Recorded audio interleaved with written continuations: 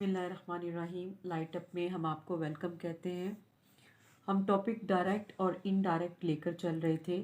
आज हम डायरेक्ट और इनडायरेक्ट में वर्ड इंट्रोगेटिव यूज़ करेंगे कि जब हमारे पास सवालिया अंदाज में डायरेक्ट और इनडायरेक्ट में क्वेश्चंस आ जाएं तो फिर हम उसको कैसे करेंगे।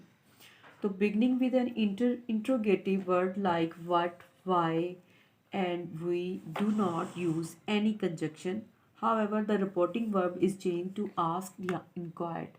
यानी कि जब हमारे पास इंट्रोगेटिव आ जाएगा, सवाल के मुताबिक सवाल पूछा जाएगा, तो जो हमारा रिपोर्टिंग स्पीच होगा उसको हम आस्क्ड में चेंज कर देंगे, क्योंकि इसमें क्वेश्चंस पूछे जा रहे होते हैं।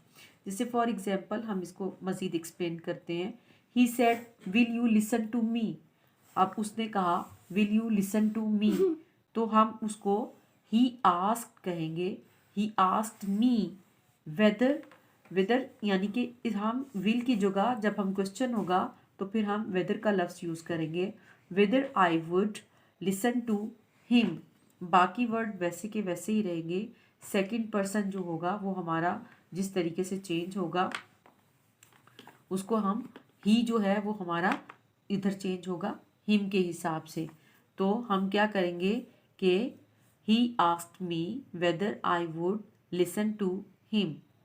नेक्स्ट देखें, he said to me what are you looking for.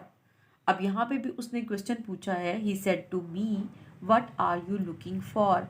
तो जब व्हाट का यूज़ होगा तो ये क्वेश्चन आ रहा है इसमें, जबकि ऊपर वाले में हमारे पास हेल्पिंग वर्ब यूज़ हो रहे थे सेंटेंस के। तो जब हेल्पिंग वर्ब या क्वेश्चन पूछा जाए तो फिर हम उसका जो रिपोर्टिंग स्पीच है हम उसको क्वेश्चन में ही आंसर उसका देंगे। तो ही asked me what I was looking for.